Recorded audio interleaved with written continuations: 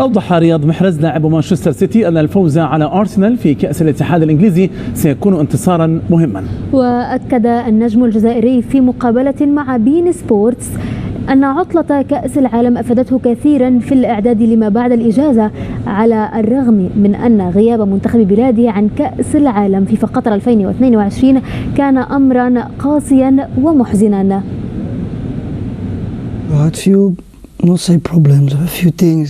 كانت هناك بعض الأمور لا أريد أن أقول مشكلات، لذا لم أكن في أفضل حالاتي ذهنيا ولم أكن أقدم أفضل مستوياتي من قبل.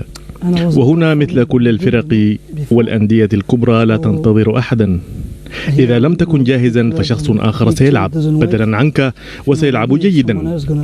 لكن منذ فترة التوقف وأنا أعمل بجد خلال الإجازة، بينما كان الجميع في كأس العالم وعدت في حالة جيدة وجاهزا جدا. أنا على ما يرام في الوقت الحالي وجميعنا نساعد الفريق، وعلينا المواصلة على هذا المنوال.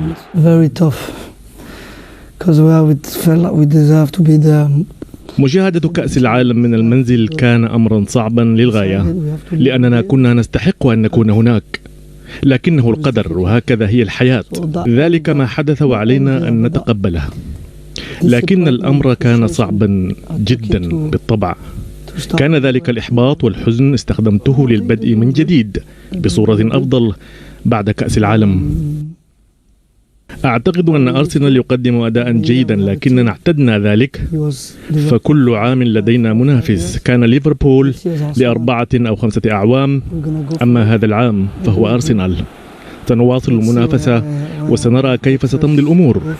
إنهم في القمة، لكن الطريق لا يزال طويلا حتى نهاية الموسم، لذا نتمنى التوفيق للفريق الأفضل لتحقيق اللقب.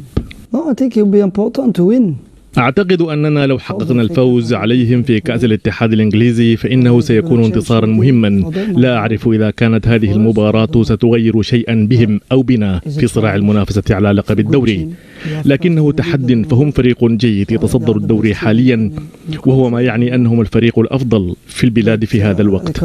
لكنهم سيحلون ضيوفا علينا الجمعة وسنرى ما سيحدث.